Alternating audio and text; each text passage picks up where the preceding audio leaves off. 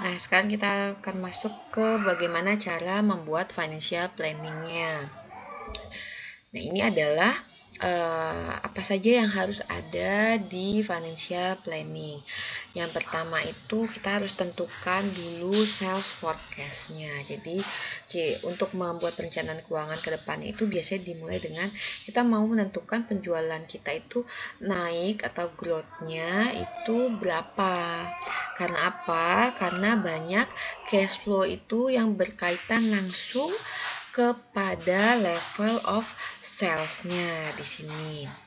Nah, biasanya kita menentukan sales forecast ini growth rate sales-nya itu berapa. Lalu kalau kita udah tentukan sales-nya berapa, berarti kita bisa cek nih apakah kita perlu menambahkan aset untuk menunjang sales kita. Nah, kalau kita perlu menambah aset, bagaimana financing yang kita butuhkan untuk mensupport aset tersebut yang akhirnya juga akan mensupport sales kita.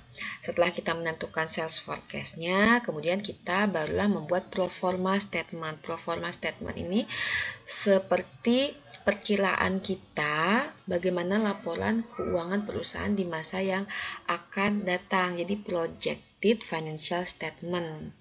Nah, ini pro forma statement ini sebenarnya output dari financial planning modelnya.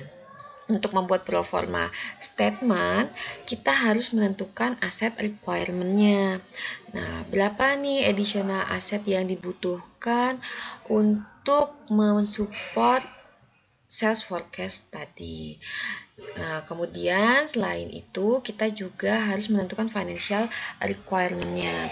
Berapa kebutuhan pembiayaan yang kita butuhkan untuk mendanai aset tersebut. Nah, biasanya kita udah menentukan aset requirement-nya berapa, kita sudah menentukan financial requirement-nya berapa, kita udah bisa bikin pro forma statement-nya seperti apa, terutama yang pro forma balance sheet ya. Nah, biasanya antara sisi aset dengan sisi liabilities dan equity-nya itu belum balance di sini. Nah, untuk membalancekannya itu kita butuh plug variable namanya di sini. Jadi menentukan nih keputusan pendanaan yang akan digunakan oleh perusahaan untuk membuat balance sheet-nya itu agar balance. Jadi kayak matchingin nih antara financial requirement dengan asset requirement-nya. Kalau belum balance, kita pakailah si plug variable ini.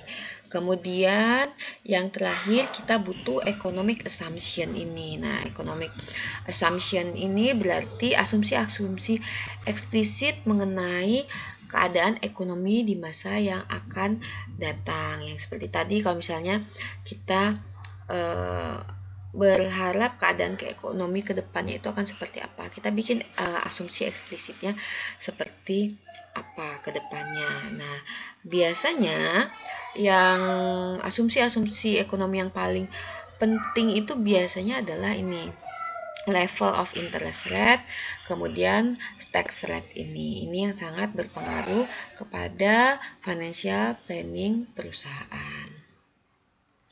Nah, sekarang kita masuk ke contohnya bagaimana ini membuat membuat perencanaan keuangannya, financial planningnya. Ini kita masuk ke yang paling sederhana terlebih dahulu. Jadi di sini kita disajikan laporan keuangan sederhana dari Computer Field Corporation. Ini adalah income statement-nya yang sudah ada ya, historical nih. Ini adalah balance sheet-nya. Jadi sales-nya 1000, cost-nya 800 sehingga net income-nya 1000 kurang 800 sama dengan 200. Lalu asetnya 500, debt-nya 250 dan equity-nya 250. Nah, di sini 500 dan di sini juga 500. Dengan debt equity rasionya adalah 1 ya, 250 bagi 250 sama dengan 1. Nah, ini masih laporan keuangan yang sederhana ya, agar memudahkan kalian mengerti bagaimana cara membuat financial planning-nya. Nah, lalu dari historical financial statement ini yang harus kita tentukan terlebih dahulu adalah growth dari sales-nya berapa nih. Oh, misalnya nih initial assumption-nya, salesnya itu akan tumbuh 20%. Nah, kemudian semua account itu biasanya berkaitan dengan sales. Kalau salesnya meningkat, berarti account yang lain juga akan meningkat. Nah, kalau salesnya naik 20%, berarti account yang lain juga akan naik 20%.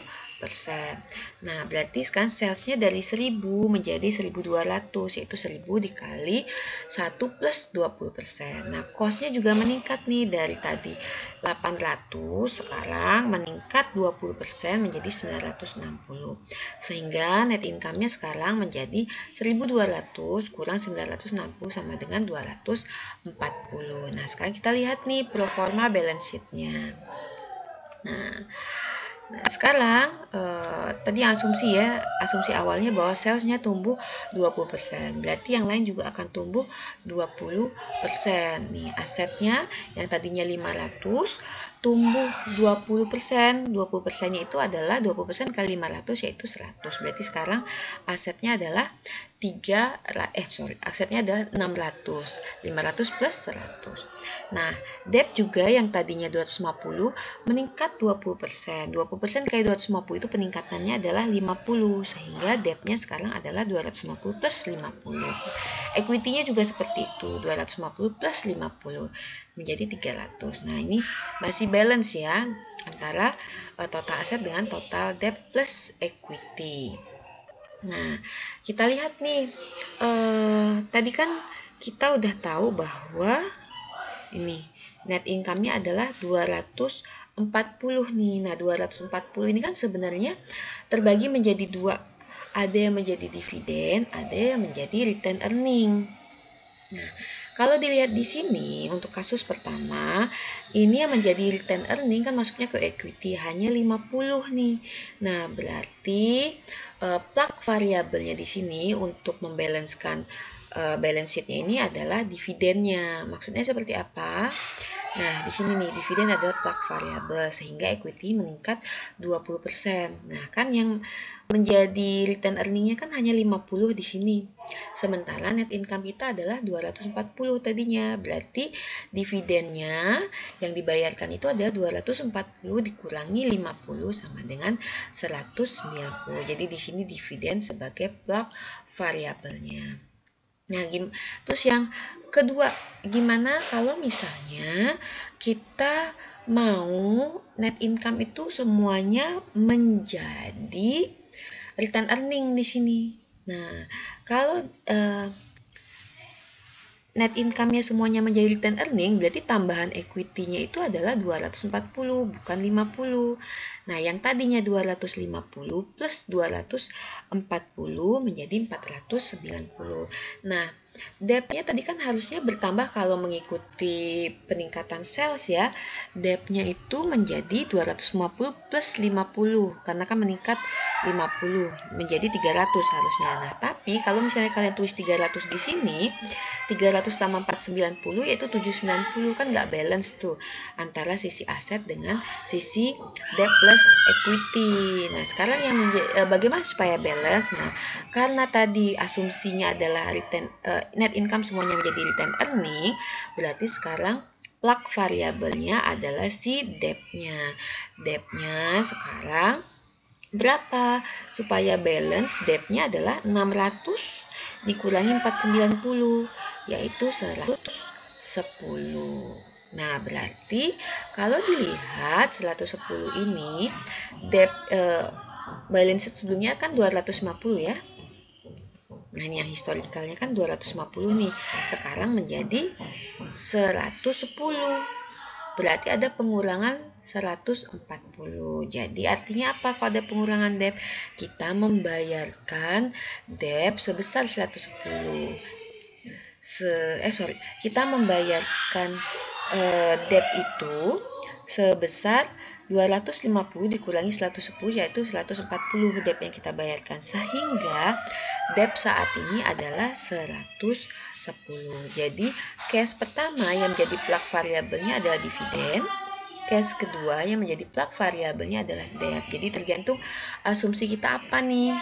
Ketika sales meningkat 20%, apakah net income-nya mau kita masukkan semuanya menjadi return earning, ataukah sebagian kita bagikan menjadi dividen. Nah, yang jelas semuanya nanti pro forma balance sheet-nya harus balance antara total aset dengan total debt plus equity. Nah, ini masih contoh yang sangat sederhana.